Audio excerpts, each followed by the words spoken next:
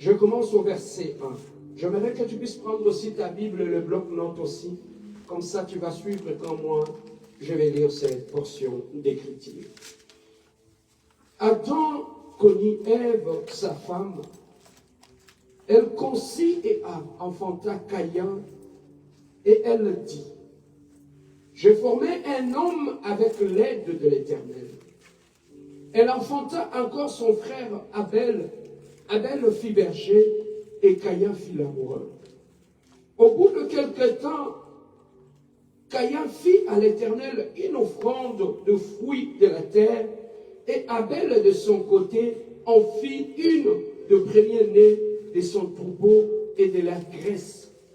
L'Éternel porta un regard favorable sur Abel et sur son offrande. Mais il ne porta pas un regard favorable sur Caïn et sur son offrande.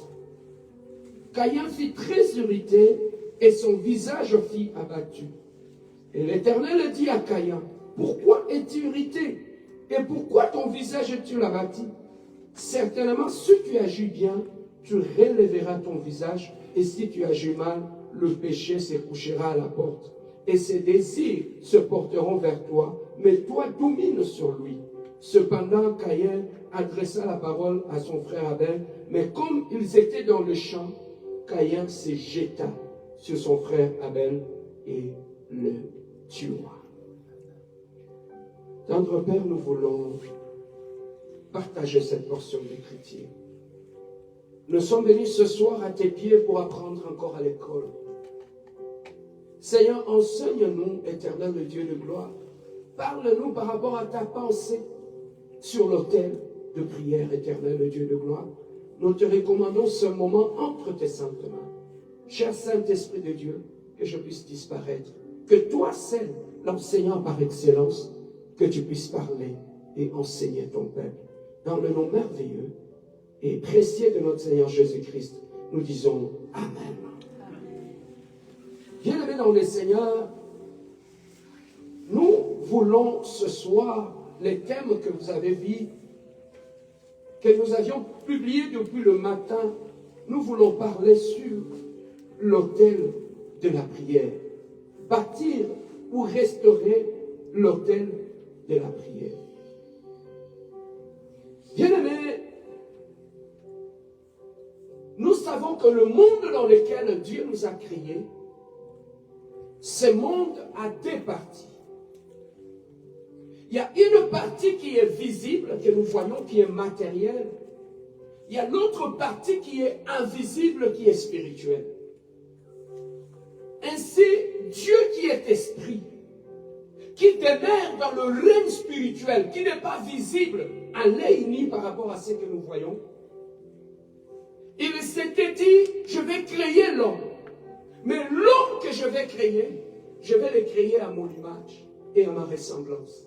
Ainsi, nous pouvons dire, comme Dieu est esprit, et qu'il a créé l'être humain à sa ressemblance, par ricochet, nous disons, l'homme est un esprit, possédant une âme et habitant dans un corps. C'est que dans l'homme, il y a une partie qui est esprit, il y a l'autre partie qui est là, qui est le corps, qui est matériel. Alors, Dieu qui a créé le monde visible et le monde invisible, le monde spirituel et le monde matériel, l'homme qu'il avait créé à son image, qui était un esprit aussi, pour lui donner l'autorisation d'opérer dans le monde physique et matériel, Dieu avait donné à l'homme un corps. Le corps qui donnait à l'homme l'autorisation, l'homme qui est esprit, d'opérer sur la terre qui est matérielle. Voilà pourquoi l'homme qui est un esprit a la capacité d'opérer dans le monde spirituel et d'opérer dans le monde matériel. Donc, l'homme a cette capacité-là, étant un esprit, ayant une âme, vivant dans un corps, il est capable d'opérer dans le règne spirituel et il est capable aussi d'opérer dans le règne physique, parce que c'est un esprit. Voilà pourquoi la Bible nous dit, en réalité, dans l'homme, c'est l'esprit. Donc l'homme est un esprit. Alors, lorsque Dieu a créé l'homme de l'Éden, qui est Abel, et sa femme qui était Ève, avant de créer Ève, bien-aimée dans le Seigneur, la Bible nous dit, Dieu venait parler à l'homme.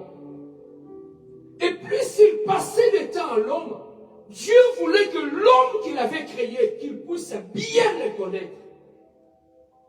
Qu'il ne puisse pas connaître un Dieu matériel, mais qu'il puisse connaître un Dieu esprit.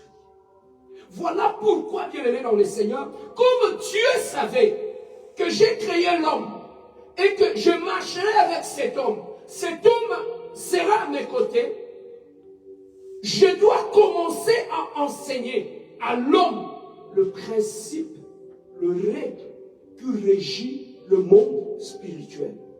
Comme c'est un esprit, c'est comme sur cette terre matérielle. Lorsqu'un enfant est né, à partir de la maison, le parent va commencer à enseigner à l'enfant la notion, par exemple, de savoir vivre. Parce que l'enfant va vivre dans la société. Il doit savoir que dans la société, il y a des choses qu'on peut faire et il y a des choses qu'on ne peut pas faire. Afin que cet enfant-là, la connaissance qu'il aura de la maison de ses parents, vont permettre à l'enfant de savoir comment vivre dans le monde, comment vivre avec le prochain, qu'est-ce qu'on peut faire, qu'est-ce qu'on ne peut pas dire. Et toutes ces notions-là qui sont liées à la façon que l'homme doit se comporter sur cette terre des hommes, cet enfant, ses parents lui ont enseigné. Ainsi aussi, Dieu étant un parent responsable, lorsqu'il avait créé l'homme, il a dit à l'homme, assis-toi. Il a commencé à enseigner à l'homme, moi je suis Dieu.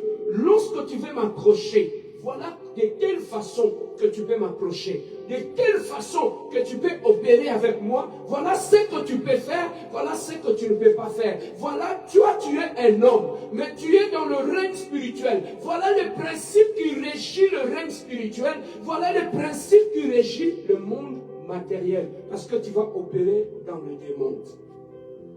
Maintenant, il a montré cela à Caïn et à Abel. Mais Abel, maintenant, lorsqu'il a eu ses enfants, Caïn et Abel, il a commencé à transmettre aussi toutes les notions du règne spirituel à ses enfants. Il a commencé à enseigner à Caïn et Abel. Voilà pourquoi, bien-aimé dans le Seigneur, on nous dit parmi les enfants d'Abel, un était cultivateur, l'autre était un éleveur. Et les deux bien-aimés dans le Seigneur, connaissant la notion spirituelle, qu'est-ce qu'on peut faire lorsqu'on s'approche de Dieu, lorsqu'on veut aller dans la présence de Dieu. Voilà pourquoi ces deux enfants, lorsqu'ils se sont présentés devant Dieu, le Dieu qui avait créé leurs parents, qu'est-ce qu'ils ont fait? Ils ne sont pas allés de n'importe quelle façon, mais ils ont commencé par élever les autels. Un a bâti son autel, l'autre aussi a bâti son autel. Mais il savait que ce Dieu-là, lorsqu'on se pointe devant lui, entre lui et vous, il doit y avoir un autel. Et c'est cet autel-là qui va nous placer entre Dieu et nous. Sur cet autel-là, on doit mettre une offrande. Et cette offrande-là, on doit la payer. Donc voilà comment le papa Abel avait enseigné de lois et de principes spirituels à ses enfants sur la façon d'approcher le Dieu qui est esprit. Et ces enfants-là, ils ont pris leur offrande, ils ont mis sur l'autel, ils ont brûlé. Et en brûlant, la Bible nous dit, Dieu a agréé. Et l'offrande d'Abel et Abel. Lis dans ta Bible. Dieu n'avait pas seulement agréé l'offrande d'Abel, mais il a agréé et l'offrande et Abel. Donc, lorsqu'on se tient devant Dieu, Dieu regarde à la fois et l'offreur et l'offrande et son offrande. Donc, Dieu ne se limite pas à agréer son offrande seulement. Dieu commence d'abord par agréer, accepter l'offreur Et c'est alors qu'il va accepter son offrande. Et la même Bible nous dit, Dieu n'avait pas agréé que ce soit Caïn, que ce soit son offrande. Et à partir de là, lorsque Dieu avait agréé l'offrande d'Abel, qu'est-ce que la Bible nous dit? Ça, c'était la haine et la colère chez Caïn. Et Caïn, directement, il a pris une pierre devant l'autel qu'ils avaient dressé à Dieu. Il a tué son frère. Bien-aimé, vous comprenez maintenant pourquoi Dieu n'avait pas agréé l'offrande de Caïn. Le Caïn qui est venu se présenter devant Dieu, son cœur, dans son cœur, il y avait le ruse, il y avait la haine, il y avait la méchanceté. Et quand il a bâti l'autel devant Dieu, il s'est approché devant Dieu. Dieu a ressondé le cœur de Caïn. Il a vu la méchanceté. Il a refusé Caïn et il a refusé son offrande. Et la suite des événements nous expliquera pourquoi son offrande n'avait pas été agréée. On a vu les comportements que Caïn a affichés. Lorsque son offrande n'était pas agréée, on a compris qu'est-ce qu'il gardait en lui, dans son cœur. Bien-aimé, Dieu a refusé. Et Caïn a tué son frère Abel devant l'autel de Dieu. Il a versé le sang. Et Dieu, de là où il était au ciel, il a entendu un cri. Quand il a regardé sur la terre, il a vu, il y avait le sang qui parlait. Le sang, non pas d'Ève, pas d'Abel, mais le sang d'Abel qui était en train de crier. Mais il avait ses parents, non? Son père, Adam, était là. Sa mère, Ève, était là. Mais ils n'ont rien dit à Dieu. Mais qu'est-ce que la voix que Dieu avait entendue? C'était la voix du sang d'Abel qui criait vers Dieu. Dieu a regardé. Il a dit, il y a un sang qui crie justice devant Dieu. Bien-aimés, nous devons faire très attention lorsque nous faisons du mal aux gens. Le sang parle. Le sang crie. Tu peux ou ne pas blesser physiquement une personne, verser physiquement le sang d'une personne, mais tu peux blesser une personne. Tu peux faire du mal à une personne. Et le mal que tu fais à une personne peut parler devant le trône de Dieu. Peut t'accuser devant le trône de Dieu. Voilà la question que nous devons nous poser. Est-ce qu'il n'y a pas un sang quelque part qui crie à Dieu, à ton nom? Bien-aimé, l'autel était dressé. Pour que, bien-aimé dans le Seigneur, Abel et Caïn puissent s'approcher de Dieu, ils avaient élevé l'autel. Et nous avons vu par la suite du temps, que ce soit Abraham, que ce soit Isaac, partout où il y avait une rencontre entre Dieu et l'homme, l'homme avait dressé un autel. Pourquoi? L'autel, c'était un plateforme qui mettait en contact le monde matériel et le monde spirituel. C'était une sorte de plateforme où il y avait tout autour de ces plateformes-là des activités spirituelles qui se faisaient. Les activités spirituelles, bien aimées dans ces temps-là, se faisaient tout autour de l'autel. C'était une plateforme qui mettait en contact le monde spirituel et le monde matériel. Bien aimé, c'est comme je disais, dans le règne spirituel, on ne fait pas n'importe quoi. Dans le monde spirituel, on ne fait pas ce qu'on veut. Vous savez, dans le monde matériel, les gens passent faire tout ce qu'ils veulent. Mais dans le règne spirituel, Dieu a imposé des lois et des principes. Parmi les lois et les principes qui régissent le monde spirituel, il y a aussi ce que nous appelons les principes d'autorisation. Tu ne peux pas accéder à quelque chose si tu n'as pas l'autorisation. Voilà pourquoi Dieu dit, je suis devant la porte, je cogne. Si tu entends, tu me donnes l'autorisation d'entrer, là je rentre. Ça se passe dans le monde spirituel. Lorsque Dieu rentre dans ta vie, tu ne le sens pas que Dieu est rentré et il habite maintenant mon cœur. Tu crois. Lorsque tu crois, à partir de la croyance, Dieu vient, il rentre dans ton cœur et il s'installe. C'est alors que tu vas commencer à voir le fruit de la présence de Dieu dans la vie de quelqu'un. Et c'est comme ça aussi dans le règne spirituel. Parmi les plateformes que Dieu avait destinées dans le règne spirituel, qui pouvaient donner accès à l'homme au monde des esprits, il y avait entre autres les hôtels. Je vais rapidement ouvrir une parenthèse. Il n'y avait pas que les hôtels qui pouvaient donner accès à l'homme au monde ou au règne spirituel. Au-delà des hôtels, il y a aussi la musique. La musique, c'est aussi une plateforme qui peut donner accès au monde spirituel dans la vie de l'homme.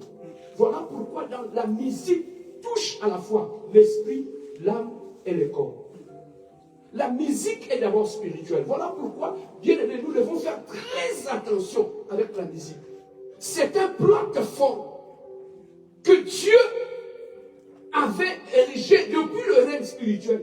Et ces plateformes-là pouvaient amener l'homme, lorsqu'il entre dans la musique, lorsqu'il entre dans l'adoration, ils peuvent activer les entités spirituelles. Je vais parler? Voilà pourquoi tu vas trouver que lorsque tu vas chez un féticheur, deux fois, ils vont commencer à jouer au tam-tam. Quand ils jouent au tam-tam, ils activent des esprits. Ils utilisent quoi? La musique.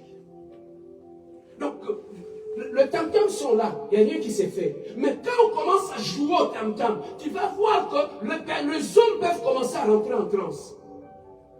Pourquoi? Parce que la musique est parmi les plateformes aussi qui donnent accès au monde des esprits, qui active le monde des esprits.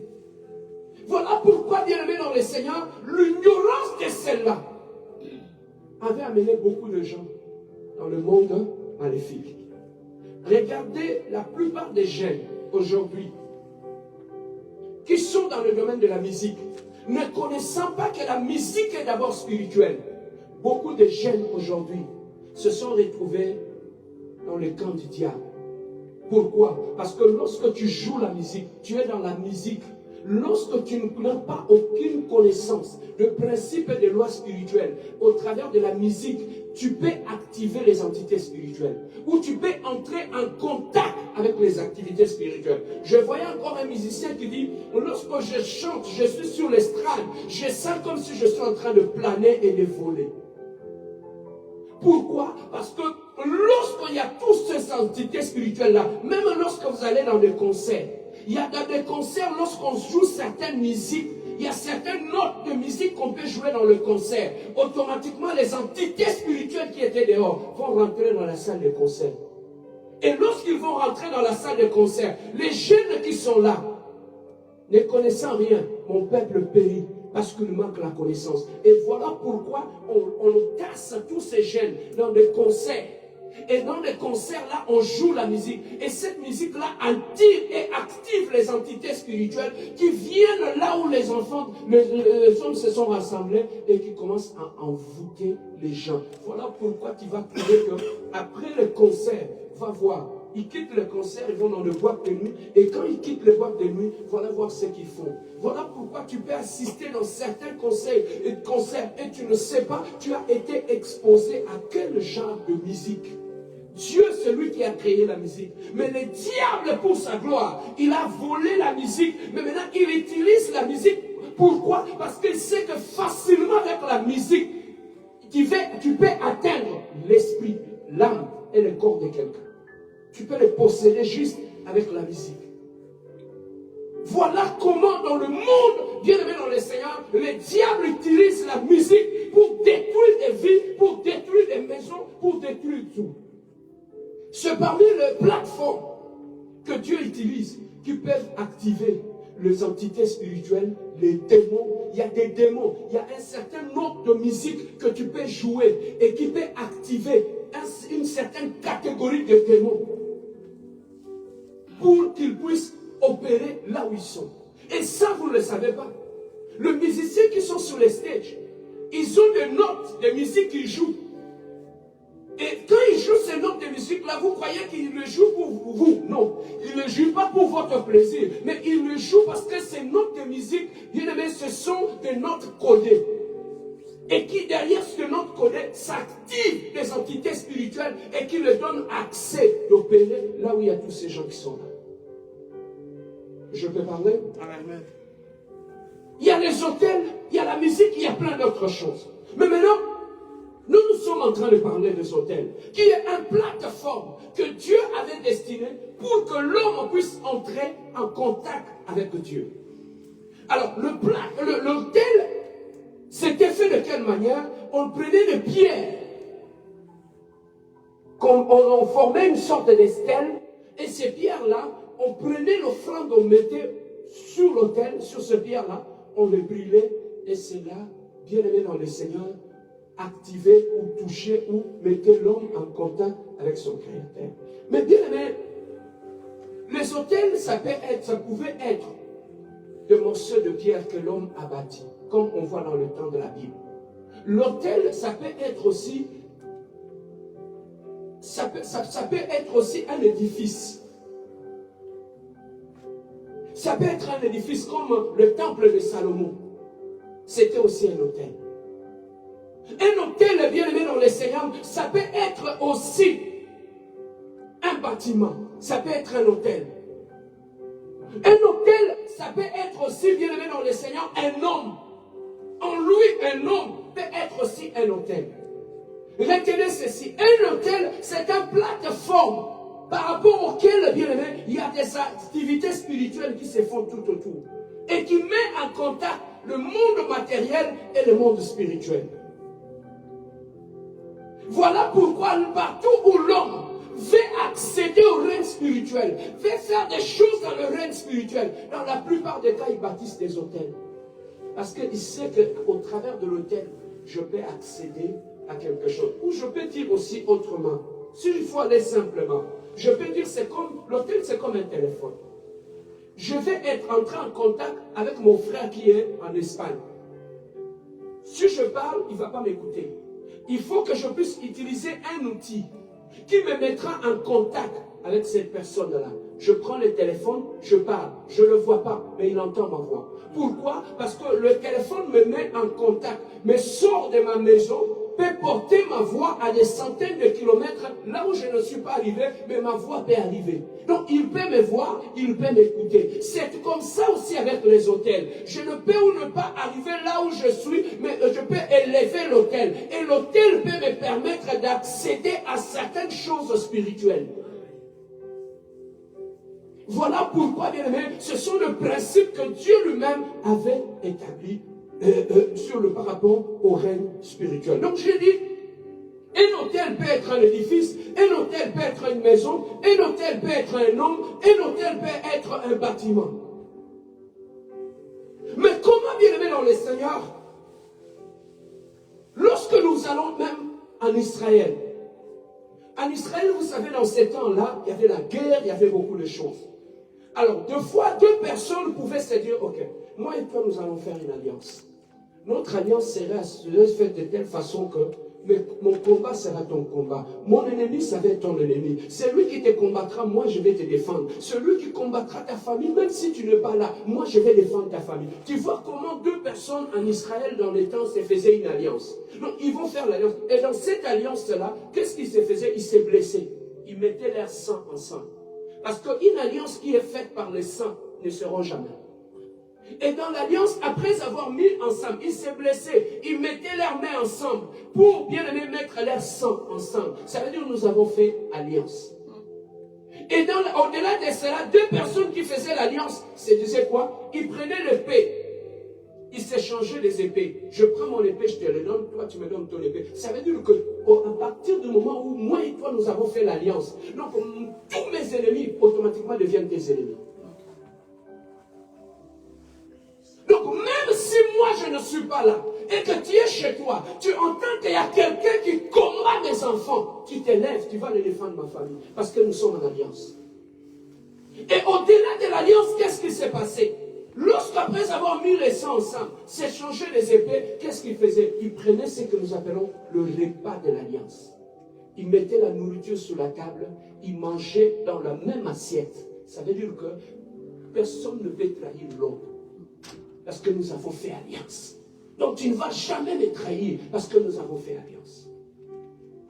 Et ils vont terminer par prendre le vin ensemble.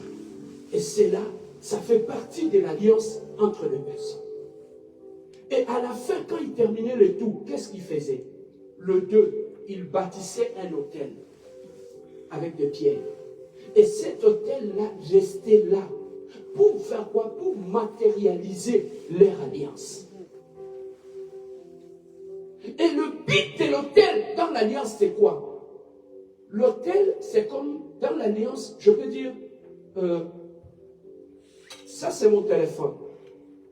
Lorsqu'il n'y a pas de batterie, le téléphone peut être là, mais il ne va pas marcher. Parce qu'il n'y a pas de batterie, il n'y a pas de pile.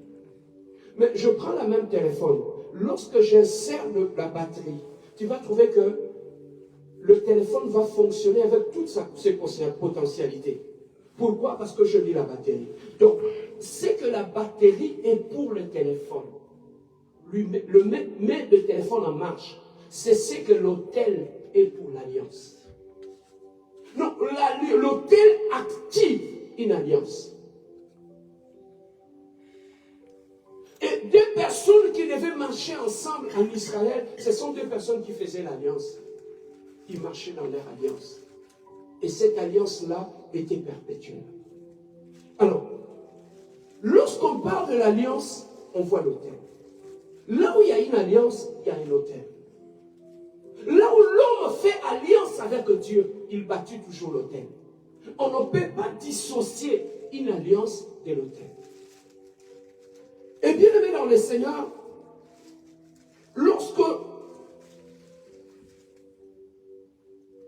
comment une personne arrive à devenir un autel? Bien aimé, en termes d'autel, il y a deux sortes d'autels. Parce que quand tu vas chez Dieu, il y a ce que nous appelons le monde des lumières. Quand tu vas chez les diables, il y a ce que nous appelons le monde des ténèbres. Donc, le monde est bipartite, à deux parties. Il y a le côté lumière et il y a le côté ténèbres. Donc, le côté lumière, l'autel que les gens qui étaient du côté de Dieu dressaient, c'était pour leur mettre en contact avec Dieu et pour opérer avec Dieu au travers de leur autel. Mais tandis que comme le diable, il imite tout ce que Dieu fait, lui aussi, il a copié. Il a mené ça dans le monde des ténèbres. Maintenant, lui, son autel, ce n'est pas pour le bien, mais c'est pour détruire. Voilà pourquoi il y a deux sortes d'autels. Il y a les autels qui se faisaient du côté de la lumière et il y a les autels qui se faisaient du côté du ténèbre. Alors, bien aimé dans le Seigneur, dans le côté ténèbre, l'homme, comment l'homme arrive à devenir un autel maléfique? Certaines personnes que vous voyez qui marchent ici, ils n'ont pas d'autel, mais ils sont eux-mêmes un autel. Mais comment est-ce qu'un homme devient lui-même, soi-même, un autel? Bien aimé, tu vas remarquer, quand tu vas chez les féticheurs, lorsqu'on fait cette chose-là d'une façon récurrente, ou par exemple, on fait de récitation d'une façon récurrente, on récite la même chose plusieurs fois, ça veut dire tout simplement dire que plus il y a cette chose-là se fait régulièrement et d'une façon permanente. Ça veut dire que ça va attirer les démons. Tu vois chez les féticheurs, que le féticheur ne soit là ou pas, dans la maison du féticheur, il y a une forte concentration de démons dans sa maison. Qu'il soit là ou pas. Pourquoi? Parce qu'il y a eu des pratiques qu'on faisait en ce lieu-là qui ont attiré des démons, des esprits en ce lieu. Alors, ce lieu-là regorge une forte concentration maléfique. Lorsque tu mets tes pieds là, que tu as cherché le fétiche ou pas, sachez que tu entres dans un environnement saturé qui est contrôlé par les démons. Pourquoi? Parce que sur cet endroit-là, il y a des pratiques qu'on fait qui attirent les démons en ce lieu-là. Et comment un homme arrive à devenir un autel? Ce bien-aimé dans le Seigneur, il y a des choses que l'homme peut faire dans sa vie qui peuvent ouvrir. Voilà pourquoi la Bible nous dit, ne donnez pas l'accès à qui? Mais pourquoi Dieu nous dit de ne pas donner l'accès à l'ennemi? Parce que la Bible nous dit, l'ennemi vient pour voler, détruire et égorger. Et l'ennemi est en train de rôter tout autour des enfants de Dieu.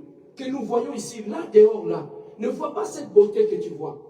Il y a des démons partout. Des démons dans les airs. Il y a des démons partout qui sont là. Et tous ces démons-là, qu'est-ce qu'ils recherchent? Ils cherchent des endroits pour entrer et habiter. Mais maintenant, Dieu nous dit, comme vous ne voyez pas, mais sachez que dans le règne spirituel, il y a le principe. Un démon ne peut pas accéder là où on ne lui a pas autorisé. Donc, ça passe d'abord par l'autorisation. Voilà pourquoi Dieu dit, ne donnez pas l'accès à l'ennemi. Je vous ai dit l'autre fois, dans la vie de l'homme, il y a des portes dans notre vie. Mais curieusement, Dieu n'a pas mis le poignet de la porte de la vie de l'homme à l'extérieur. Ça se trouve à l'intérieur. Pourquoi? Parce que celui qui est capable d'ouvrir la porte de sa vie, il doit être toi-même. Voilà pourquoi Dieu ne dit pas à l'ennemi, mais il dit à l'homme, ne donnez pas accès à l'ennemi. Pourquoi? Parce que l'homme peut ouvrir la porte de sa vie et donner accès à qui? À l'ennemi. Alors, comment est-ce qu'on arrive à devenir soi-même un autel maléfique? C'est lorsque, bien aimé, dans ta vie, il y a des choses que tu fais, il y a des pratiques que tu fais qui peuvent attirer des entités spirituelles et venir. Comment je peux le dire? Lorsque tu arrives quelque part, dans ton salon, tu prends toute la saleté, tu mets dans le salon. La saleté que tu mets dans le salon là, va attirer les mouches. La saleté que tu as mis dans le salon va attirer les coquerelles, va attirer les rats. Est-ce que tu les as appelés? Mais pourquoi ils sont arrivés? Qu'est-ce qui les a attirés? C'est la saleté. Donc, tu peux attirer des insectes du dehors vers ta maison, non pas parce que tu es allé les chercher dehors, mais tout simplement, tu as adopté un comportement dans ta maison et qui a créé un environnement qui est propice à ces gens-là.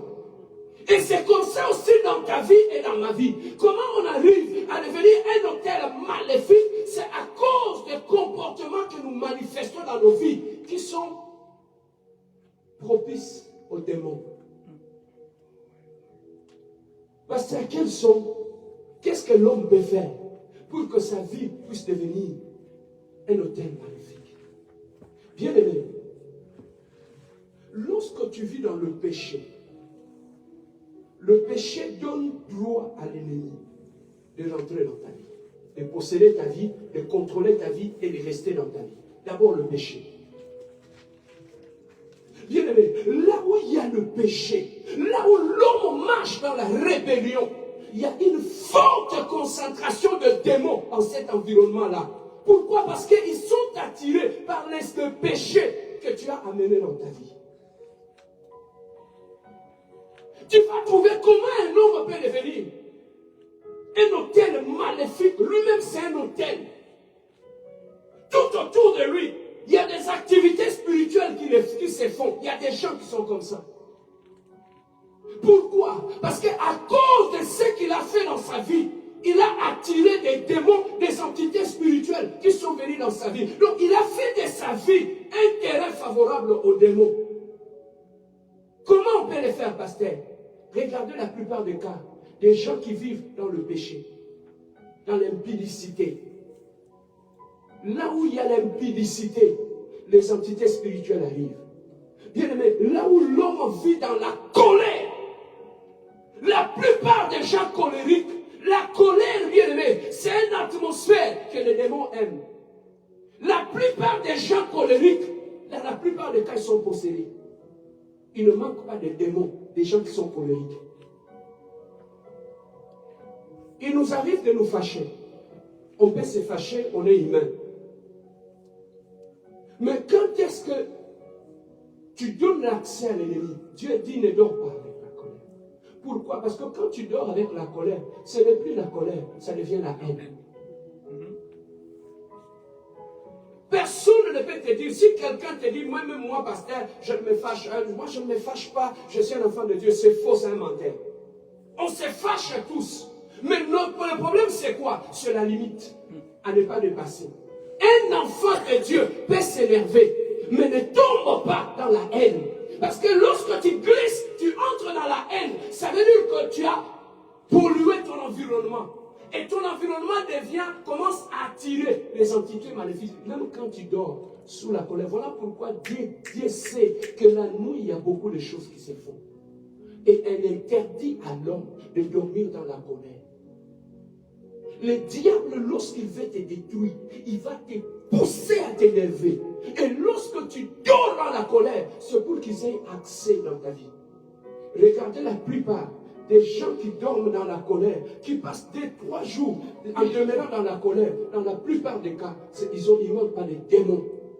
Et plus ils créent cet environnement maléfique tout autour d'eux, il crée une concentration maléfique. Voilà pourquoi lorsqu'un homme, bien aimé dans le Seigneur, devient un hôtel maléfique, partout où il met ses pieds, où il marche, partout où il va, il transporte un environnement. Il transporte une saturation maléfique. Et comment tu vas le savoir, pasteur Serge? Tu vas trouver qu'il y a certaines personnes, là où vous étiez, tout était bien, tout était en paix. Mais dès que cette personne met le pied dans cet environnement, il amène des entités spirituelles avec lui. Donc quand il marche avec des démons. Pourquoi? Parce que lui-même est devenu un hôtel maléfique.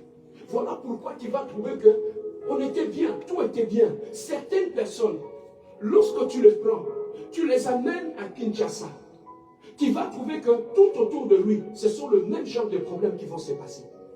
Quand tu l'amènes aux États-Unis, le même problème qu'on voyait tout autour de lui à Kinshasa, on le voit aussi aux États-Unis. Je vais parler.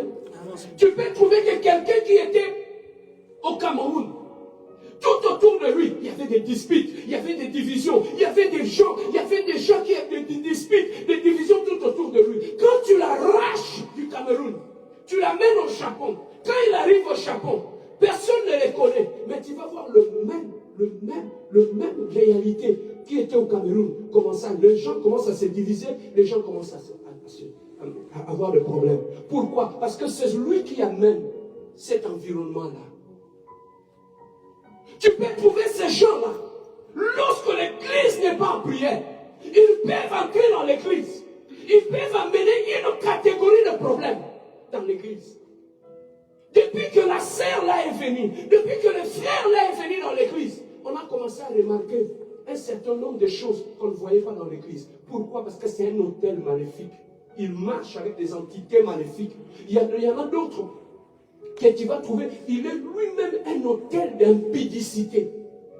Partout où il met le pied, il divise le mariage des gens. Il fait tomber les frères, il fait tomber les gens, il crée toujours des mouvements d'impudicité. Tu vas trouver qu'il y a des activités d'impudicité qui commencent à se réaliser beaucoup. Pourquoi? Parce que c'est celui-là qui est un hôtel et qui a amené tous ces démons-là tout autour de nous. Il y a des gens bien aimés dans le Seigneur sur cette terre des hommes qui sont eux-mêmes des hôtels maléfiques. Pourquoi? Parce qu'ils se trimballent, ils créent tout autour des environnements. Que ce soit un homme, que ce soit une femme. Et tu vas trouver que le frère Papi, il est gentil, il est bien. Mais pourquoi le frère Papi, lui, il est gentil, il est bien? Mais lorsque tu l'approches, la plupart de tous ces gens-là, de toutes les femmes qui sont passées dans la vie du frère Papi, regardez leur vie. Tu vas trouver que toutes ces femmes-là, leur vie a sauté un éclat. Elles sont malheureuses. Il y en a d'autres, leurs vies se sont détruites. Pourquoi? Parce que toutes ces femmes-là ont fréquenté non pas un homme, mais un hôtel satanique. Et un hôtel, tout autour d'un hôtel, il y a des activités maléfiques, des entités spirituelles. Donc, lui ne peut ou ne pas te faire du mal. Mais sa présence seulement, lorsque tu t'approches de sa présence, automatiquement tu entres dans cet environnement maléfique et il y a une forte concentration là. Je peux parler? Je peux te parler. L'église, ici où nous sommes, ici là, l'estrade, on appelle ça aussi hôtel, non? Ici, c'est ici qu'on prêche. C'est ici qu'on dirige la prière. C'est ici qu'on reçoit de Dieu et qu'on transmet au peuple de Dieu. Voilà pourquoi tu vas trouver dans cet environnement-là, il y a une forte concentration spirituelle. Pourquoi? Parce que c'est ici que l'Esprit descend pour se répandre partout. Je peux parler? Tu peux prendre le bouquet du parfum. Tu mets du parfum partout dans la maison. Tu mets la bouteille sur la table. Après quelque temps, tu vas trouver qu'il n'y aura plus l'odeur du parfum dans la maison. Mais lorsque tu approches la bouteille, tu vas trouver que l'odeur est là. Pourquoi? Parce que c'est celui la source. Et c'est comme ça aussi même dans l'église. Bien aimé, il y a des églises où quand tu entres, que le pasteur soit là ou pas, quand tu entres dans cette église, tu viens te mettre à genoux ici. Tu commences à prier. Après quelques minutes, tu te lèves, tu rentres chez toi, tu as la réponse. Sans imposition de main, sans rien. Tu sais pourquoi? Parce qu'il y a une forte concentration spirituelle ici. Ceux qui connaissent, voilà pourquoi tu vois une autre personne, il peut rentrer dans l'église. Avant que le culte commence, il vient s'agenouiller ici. Il commence à prier. Pourquoi? Parce qu'ils savent que ce sont des environnements où il y a une forte concentration de mouvements spirituels ici. Et c'est comme ça aussi, bien aimé, tu vas voir que dans la vie d'un homme qui est devenu une entité spirituelle, qui est devenu un hôtel maléfique, vous pouvez être dans la maison. Tout était bien. Quand vous recevez cette personne-là dans la maison, quand il entre, cette personne en elle-même, c'est un hôtel maléfique. Lorsqu'il entre chez vous, vous le recevez chez vous dans votre maison. Vous allez voir, il y a de manifestations que vous n'avez jamais vues dans la maison. Tu vas commencer à voir que les enfants commencent à se manifester bizarrement. Ma femme, mon mari se manifestent bizarrement. Tu sais pourquoi? Parce que vous avez reçu un hôtel satanique dans votre maison. Et tout autour de cet hôtel-là, il y a des activités. Tu sais qu'il y a des gens, quand ils dorment la nuit, tout autour de lui, il y a des activités spirituelles qui se font. Parce que c'est un hôtel magnifique. Donc, il peut être chez toi et attirer des démons qui passent. Vont commencer à descendre dans ta maison la nuit. Pourquoi? Parce que dans ta maison, il y a maintenant un hôtel qui est là. Là où il y a un hôtel, il y a des activités spirituelles qui se font. Il y a des gens, lorsque nous dormons, il y a des gens et ils ne dorment. Ils dorment. Mais quand ils dorment, leur corps est un hôtel. Il y a des activités qui se font tout autour de leur corps. Et imagine-toi, quand tu couches avec une personne comme ça, ta vie s'est détruite. Mais comment on peut remarquer qu'une personne est devenue un hôtel maléfique? Comment tu vas le remarquer? Je vais te donner les signes. Tu sais qu'il y a des hommes, toutes les femmes qui sont passées dans sa vie. La vie de Maman Bébé. Comment tu peux le savoir? Regardez tous tes ex. Ce n'est pas lui qui a détruit la vie de toutes ces femmes-là. Ce sont les esprits qui accompagnent sa vie qui ont détruit ces gens-là.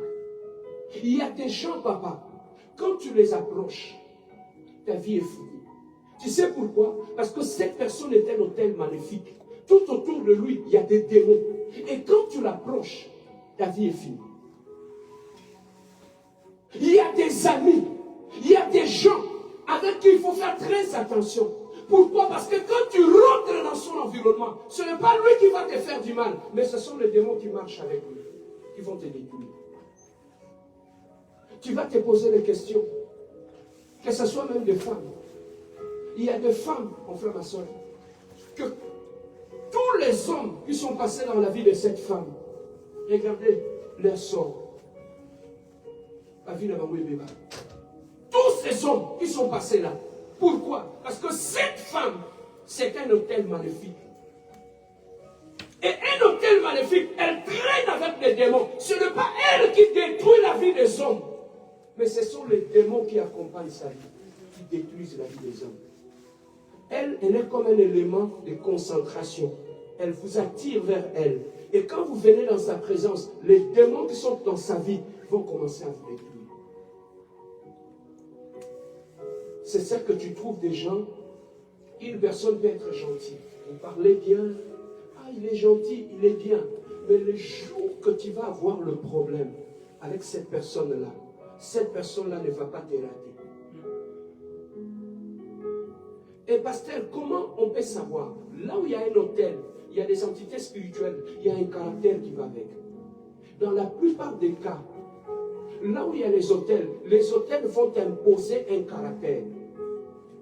Et quel est le caractère que les hôtels vont imposer? C'est un caractère qui détruit la colère, le mensonge, le colportage. Voilà pourquoi lorsqu'une personne devient un hôtel maléfique, il peut arriver quelque part, il divise tout le monde. Ce n'est pas elle, mais ce sont les démons qui l'accompagnent, qui divisent tout le monde, tout autour d'elle. Tu vas trouver que tu l'enlèves ici. Quand j'étais à Bouclair, j'ai travaillé. Il y avait une femme qui était là. Elle était seule dans le bureau. Un jour, je lui ai dit, mais comment tu es seule? Il y a plusieurs bureaux. Il y avait beaucoup de bureaux. Mais elle est restée seule dans son bureau. Tous les autres bureaux, il y avait des tables, des ordinateurs, c'était bien équipé. Je lui ai dit, mais où sont partis les autres? Il dit, mais je ne sais pas. Ils viennent, ils partent. Ils viennent, ils partent. Je dis, ah. Mais comment tous ces gens qui viennent et qui partent? Le problème, c'est quoi? Cette femme-là est un hôtel maléfique. Elle a des esprits qui accompagnent sa vie. Ce sont des esprits destructeurs. Quand tu commences à travailler avec elle, tu deviens proche d'elle. Il y a des démons qui accompagnent sa vie. C'est eux qui vont te faire cracher et détruire ton travail. Voilà pourquoi tous ces gens qui travaillaient avec elle, ils sont partis. Leur vie s'est détruite. Pourquoi? Elle est restée toute seule. Pourquoi? Parce qu'en elle, il y a des entités spirituelles qui détruisent la vie des autres. Frère, je vais me limiter par là. Comme ça, le vendredi prochain, je parlerai sur l'autel de prière. Je voulais simplement te faire voir qu'un hôtel maléfique, une maison, la maison que vous voyez là, peut aussi être un hôtel satanique. Voilà pourquoi vous devez faire très attention à d'autres maisons, là où vous allez dormir. Pour vous, vous voyez, physiquement, c'est une maison. Mais spirituellement, c'est un hôtel.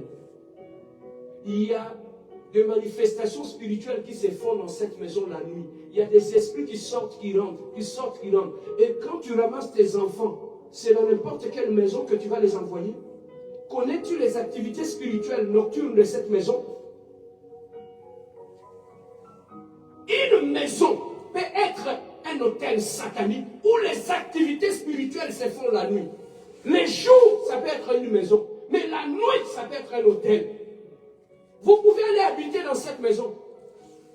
Vous avez déménagé, vous allez dans cette maison. Mais ce que vous n'avez pas, vous ne savez pas, le locataire qui était là avant vous avait fait de cette maison un hôtel. Avait fait de cette maison un hôtel. Et lorsque vous allez habiter dans cette maison, tu vas trouver, voilà pourquoi tu vas trouver que vous étiez bien. Mais depuis que vous êtes rentré dans cette maison-là, les disputes ont commencé. Les incompréhensions ont commencé. Vous commencez à voir des choses bizarres dans votre couple. Pourquoi? Mais parce que vous habitez sur un hôtel. Une personne peut partir. L'hôtel peut rester là et continuer à opérer. Voilà pourquoi tu vas trouver que dans certains lieux, il y a une forte, ou comme à Montréal ici, Il y a certains quartiers, il y a une forte concentration, par exemple, de ceci, de la drogue, de la prostitution, ou de meurtre, ou de ceci. Ces endroits-là, ce sont des hôtels qui réclament le sang. On a tué ici, on a tué là-bas. Parce que ce sont des hôtels. Ces gens-là vivent sur des hôtels. Et ces hôtels-là réclament le sang. Et c'est ça qu'on tue les gens. Une maison peut être un hôtel. Une école peut être un hôtel. Les hôtels où vous allez dormir là, ça peut être aussi un hôtel maléfique. Un endroit qui met en contact le monde visible et le monde invisible. Il y a des hôtels. Et une personne qui est un hôtel, pour terminer, tu vas trouver que dans la famille, quand il est dans sa famille, tu vas trouver que cette personne, c'est lui qui contrôle tout dans la famille. Pourquoi? Parce que cette personne devient un hôtel. Non pas un hôtel qui apporte la paix, mais c'est une personne dans la famille, c'est lui qui amène la division dans la famille, il amène le colportage, il divise les gens dans la famille, il crée des conflits dans la famille. Pourquoi? Parce que c'est un hôtel maléfique. Et les démons qui l'accompagnent, ce sont eux qui opèrent au sein de la famille. Bien aimé, voilà pourquoi tu vas trouver d'autres personnes. Elle n'est pas méchante. C'est une personne qui est gentille. Mais son unique problème, c'est un hôtel. Il y a des démons qui tout autour d'elle. Et on a vu ça au pays. Tu vas trouver que dans la famille, ils sont riches. Mais ils ont un enfant qu'ils cachent. Cet enfant-là, il est un peu dingue. Il y a des salives qui coulent. Ils cachent cet enfant-là. Ils ont trouvé même un domestique pour prendre soin de cet enfant. C'est cet enfant-là qui est leur hôtel. C'est lui qui met en contact le spirituel et la famille. On a consacré cet enfant comme un hôtel. Tu peux toucher à tout le monde, mais pas à cet enfant, parce que c'est leur hôtel. Donc, il peut prendre quelqu'un dans son ignorance et le transformer en un hôtel. Voilà pourquoi, bien-aimé dans le Seigneur, observe ta vie. Quels sont les phénomènes que tu vois souvent dans la vie? Voilà pourquoi tu vas trouver d'autres personnes. Ah, moi, dans ma vie, vraiment, je suis toujours victime de ça. Il y a toujours vraiment des gens qui me font du mal. Il y a toujours des gens qui font ceci. Il y a des gens... Papa, tu peux être un hôtel. Et la forte concentration des démons qui sont tout autour de toi, c'est eux qui font du mal aux gens. Et ces gens-là répliquent sur toi. Pourquoi? Parce qu'il y a des entités spirituelles. Observe très bien. Quand tu étais au pays, quand tu es arrivé au Canada, qu'est-ce que tu vois tout autour de toi? Est-ce que c'est le même phénomène? Si tu constates le même phénomène, entre en prière. Cherche la face de Dieu pour demander à Dieu, est-ce que je suis un hôtel? Ou est-ce qu'on a fait de moi un hôtel? Tu peux coucher avec un homme et tu le laisses. Et cet homme fait de toi son hôtel. Voilà pourquoi tu vas trouver d'autres personnes, il dit, c'est lui qui fait de l'argent pour moi. Il te sacrifie. Surtout les femmes.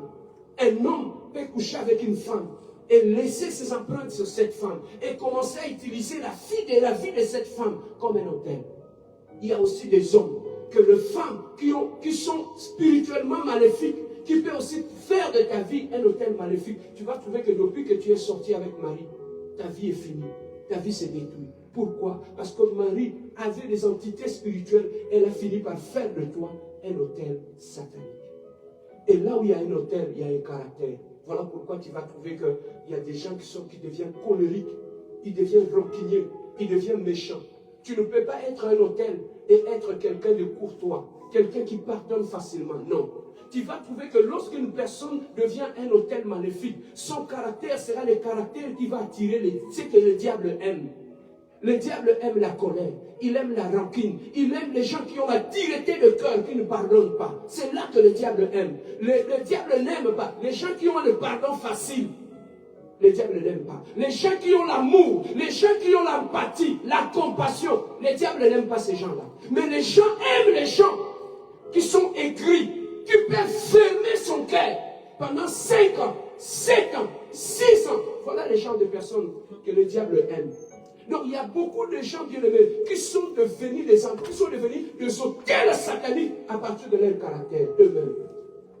Ils ont créé un caractère tout autour d'eux. Et ces caractères-là commencent à attirer les démons dans sa vie. Voilà ce que je voulais partager avec toi. Comme ça, le vendredi prochain, je vous parlerai comment un homme. Ça, je t'ai parlé comment un homme peut devenir un autel maléfique, mais je te montrerai aussi dans le Seigneur comment un homme peut devenir un autel de Dieu. Tu sais qu'il y a aussi des hommes dans le camp de Dieu qui sont des autels, juste quand tu l'approches. Il y a tout de même un environnement de bénédiction. Quand tu l'approches, sans la prière, tu es béni. Il y a des gens qui sont comme ça. Je vais te montrer ce mystère le vendredi prochain lorsque nous allons nous rencontrer. Est-ce que quelqu'un a été béni ce soir? Lève-toi là, Dieu, nous allons prier. Nous allons prier. Ce soir, avant de partir, j'aimerais que tu parles à Dieu, que tu lui dis, Seigneur, révèle-moi, montre-moi mon identité. Montre-moi qui je suis. Parle-moi, Seigneur. Révèle-moi ma vraie identité. Montre-moi, Seigneur, qui je suis réellement dans le règne matériel et dans le règne spirituel. Élève ta voix. Parle à Dieu. Prions notre Seigneur. Éternel Dieu de gloire, ce soir, nous avons écouté ta parole, éternel Dieu de gloire. Mais nous sommes bénis ce soir, éternel Dieu de gloire, Prince glorieux. Seigneur, laisse que tu puisses nous révéler notre vraie identité. Qui nous sommes réellement, éternel Dieu. Qui sommes en nous, éternel Dieu, réellement. Montre-nous, parle-nous de notre identité spirituelle. Tu as dit dans ta parole, vous m'invoquerez, éternel Dieu de gloire, et je vous révélerai les choses cachées. Seigneur, révèle-nous, parle-nous, éternel Dieu, de l'identité de nos maisons, l'identité de nos maris, l'identité de nos femmes, l'identité de notre église, l'identité de nos pasteurs, éternel Dieu de gloire. Tu es celui qui ouvre les yeux et qui parle, Seigneur. Éternel, que cette parole nous éclaire et nous ouvre les yeux, Adonai. Toi, tu es le Dieu glorieux, tu es le Dieu puissant, tu es le Dieu merveilleux, dans le nom glorieux, dans le nom puissant de notre Seigneur Jésus-Christ. Laissez-moi prier pour toi. Adonai, merci parce que tu nous as parlé. Seigneur, je sais que l'ennemi n'est pas content lorsque le ciel de ton peuple s'ouvre. Seigneur, laisse que cette parole, que l'ennemi ne puisse pas la toucher, que l'ennemi ne puisse pas la voler. Laisse que tout celui qui a écouté cette parole, que cette parole puisse l'éclairer et ouvrir ses yeux, afin qu'il sache comment vivre, marcher dans ce bas monde. Éternel, le Dieu de gloire, Papa, tu es celui qui est le Dieu glorieux. Je recommande notre chemin de retour entre tes saintes mains. Toi qui étais venu avec nous, garde-nous sur notre chemin de retour. Je couvre tes enfants par ton sang, que ta main puissante et invisible soit sur eux. Nous avons ainsi prié, dans le nom glorieux, merveilleux, puissant de notre Seigneur Jésus-Christ. Et moi et le peuple de Dieu, nous disons oui le bonheur, oui le bonheur et la grâce m'accompagneront tous les jours de ma vie, et j'habiterai dans la maison de l'Éternel jusqu'à la fin de mes jours. Amen. Que Dieu vous bénisse. Bonne soirée à tous.